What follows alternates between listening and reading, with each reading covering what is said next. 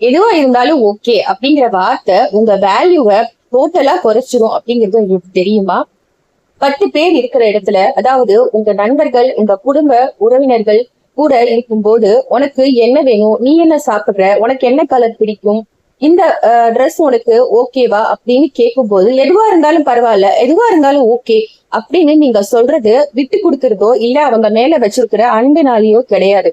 உங்களோட வேல்யூஸ, உங்களோட கருத்துக்களை, உங்களுடைய ஒப்பீனியனை பெருசா எடுத்துக்க வேண்டாம் அப்படிங்கிற ஒரு மறைமுகமான ஸ்டேட்மெண்ட்டை நீங்க அவங்க கிட்ட சொல்றீங்க.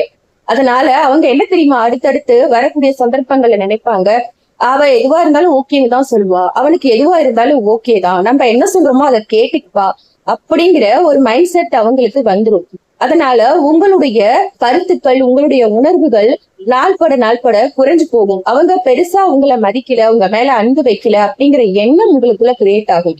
அதை கிரியேட் பண்ணது அவங்க இல்ல, நீங்க சொன்ன எதுவா இருந்தாலும் ஓகே, எதுவா இருந்தாலும் பரவாயில்லை அப்படிங்கிற வார்த்தைகள் தான். இனிமே யாராவது உங்ககிட்ட வந்து இது உனக்கு ஓகேவா, இது உனக்கு பரவாயில்லையா, இது என்ன சொல்ற நீ அப்படின்னு ஏதாவது உங்ககிட்ட கருத்து கேட்டாங்கன்னா, உங்க மனசுல நீங்க என்ன நினைக்கிறீங்க அப்படிங்கறத ரொம்பவும் பொலைட்டா அதே சமயம் ஸ்ட்ராங்கா சொல்லுங்க.